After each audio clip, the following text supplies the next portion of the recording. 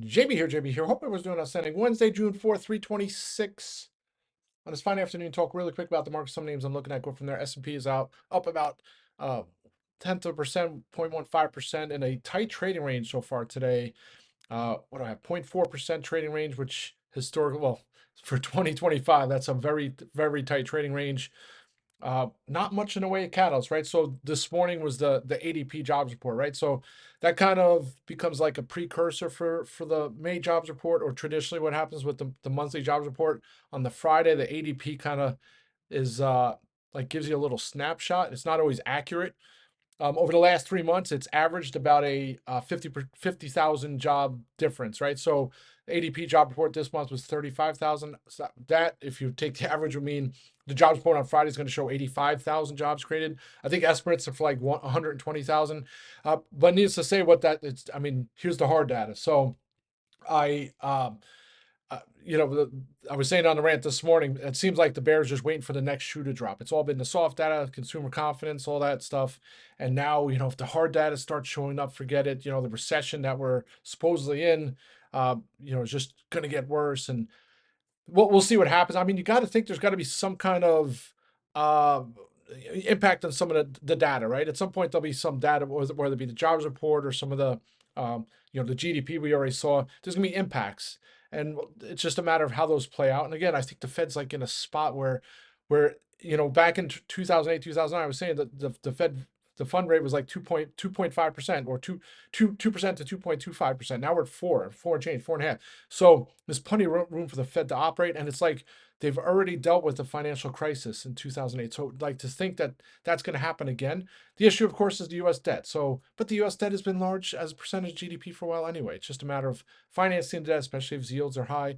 So, we'll see how things play out here. But Friday's jobs report is going to be a big one. So we have to, certainly, if it's weaker than expectations or negative, I mean, that's probably going to cause some weakness in the market. But on the flip side, I mean, take a look today. Yeah, I mean, this morning you have Trump out already, saying Fed Chair Powell should cut rates. I think some of that's the function of the ADP report, and then some of that is the fact that the EU has cut rates for 8 consecutive meetings since September 2024. So, uh, if the Fed had done that, we wouldn't be in a similar situation, right? They wouldn't be as flexible or in a spot to be flexible if the proverbial poop hits the fan. So, not much in the way of data today. Earnings after the close. I mean, I talked about MDB. I'll talk about that in a minute. Tomorrow, you have Broadcom, Lulu, and then the jobs report on Friday. Also, 2 o'clock was the Beige Book, right? And again, another one of those data, surveys from the districts of the Chicago Fed and the New York Fed all came back with contraction or all just negative stuff. No concrete data, just little, the normal Beige Book BS stuff. So at some point, I shouldn't call it BS. I mean, well, data comes out, if jobs report comes out horrible on Friday, I mean, people are going to say, I told you so. But it's like with the GDP number that came in negative. I mean, same with the Bears, like, oh, I told you so. And here we are, markets at post-liberation highs. So I think that continues. I keep talking about the 586 to 597 trading range on the SPY. We're at 597 right here, right on the dot. So maybe some consolidation today. I would love to see that 600 handle into the weekend, but we're going to need a strong job, or at least inline jobs report. I think as long as it's in line, I think that sets the stage for the SPY to be over 600 by week's end. All right, so that's kind of overall markets. So now individual names, and I don't know if you were surprised to see me add Yex calls. Yex used to be one of my top 5 stocks from I got to see when it was a long time ago, and it ran from like 15 to 40. I forget but that was a long time ago. And then it had since come down, and then the AI craze hit. Maybe it's like 2 years ago, and boom, Yex was like $7, ran up to like 18. I'll have to go back and look at the exact stuff. But the thing with Yex, like back in the day, was like the first name that really came into the AI space. So if you're looking for a name to play AI, Yext was it, right? So Yext, if you have your online presence, it helps coordinate everything, right? So if you're a retail location, it helps make sure your hours are good, your phone numbers, your data, you're on the maps, and then your SEO, right? The whatever that stands for, the search engine optimization, I think it is. I mean, that's kind of like old school stuff, but it's still relevant, right? Especially now with all these AI platforms that are crawling for information and bringing it back, right? You want to make sure all your data is accurate, your store hours, your phone numbers, all that. You want to be located in the top of the searches, all those things. And Yext is one of those platforms that's done that. And they've been doing that for a while. And I thought this was a name that, was on the cusp of being, I wouldn't say Google, but maybe there'd be an acquisition target or, but that really never came to pass. And now finally they're on the cusp of turnaround here. They trade like 2 times revenues. They're forecasting double-digit growth, and that growth is set to increase. They beat estimates yesterday. And then they're actively buying back stock. So there's a lot of good things to like here, especially for a stock that's, was $7 and now it's not $7 right now. But I think it trades higher. And I mean, back at the end of last year, it was over $9 or uh, early December. I think it heads.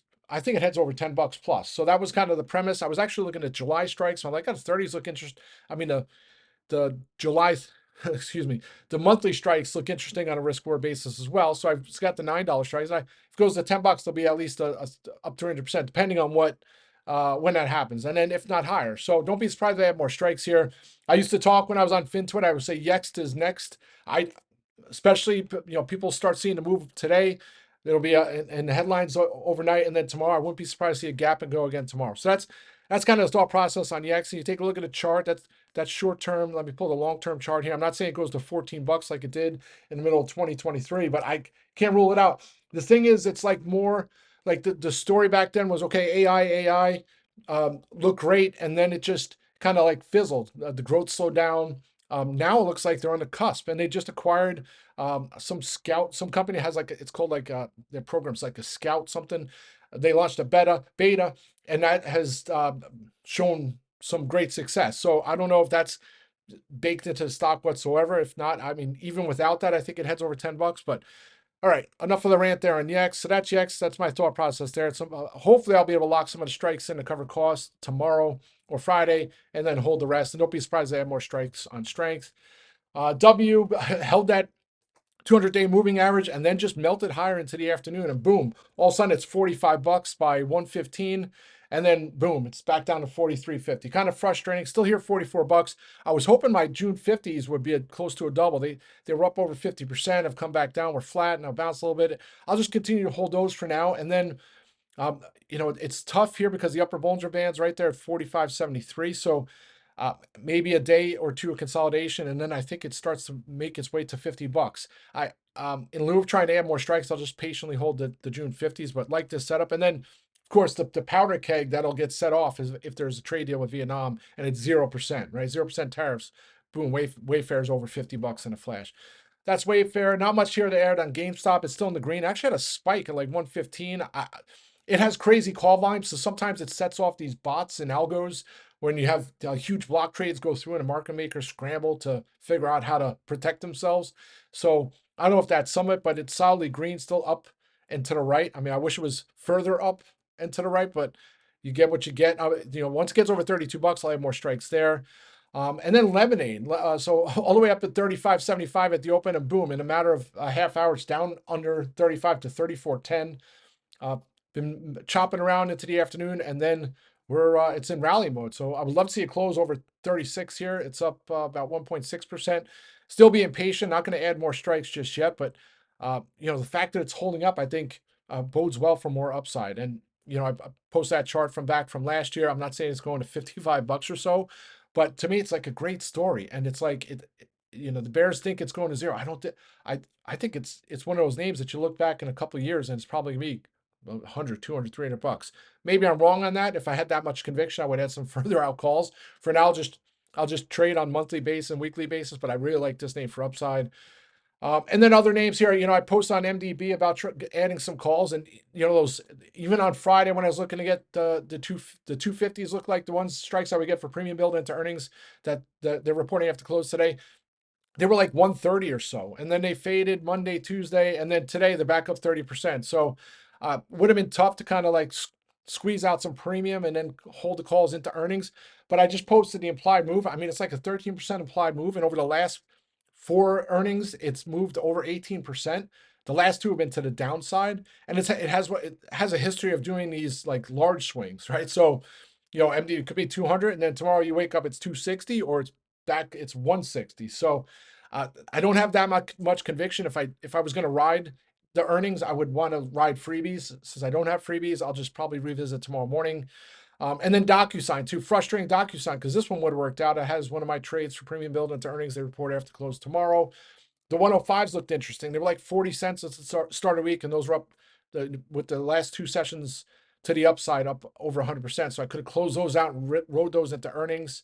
Not sure if I'm going to visit either. So 94.21 is the upper Bollinger Band. It's right at 93 and change. So I'll probably just visit Friday morning. But it's another one of those names. It was one of my top 5 stocks back in the day that I think could start to break out. So that's that. That's my rant. I'm trying to think of some of the other names to look at here. I mean, the VIX is flat here today. Yields are lower, so all good things. And then the market's kind of like consolidating. So even the chance at the open to dip down at 10 o'clock down to 595.50, and then the bounce, nothing crazy there. The beige book came out. I mean, there's so many. I mean, you can make a list of just the negative headwinds or possible negative, or the bearish narrative. You can make it. You can sum it up for the last 4 weeks. There's like 15 different potential catalysts that you can just come up with that you can rationalize the market dropping 15%, and it's not, right? I mean, and that's why you just got to be open to both sides. To me, I mean, the economy is still strong.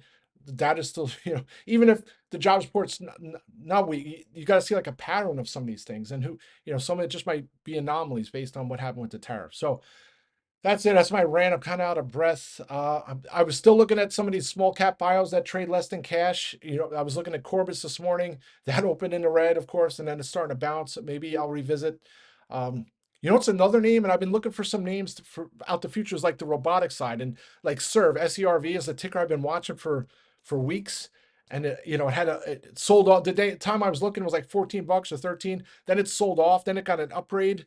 I don't know if there's like a week or two ago, and now it's sitting here $12. It's like that might be a name I look for, like 1750 calls or something further out. So I just have to do more due diligence. And right now, there's other names I want to trade for upside, but that's an interesting name, one to put on the back burner. All right, folks, let's have a great day. I'll be back. Rock and roll.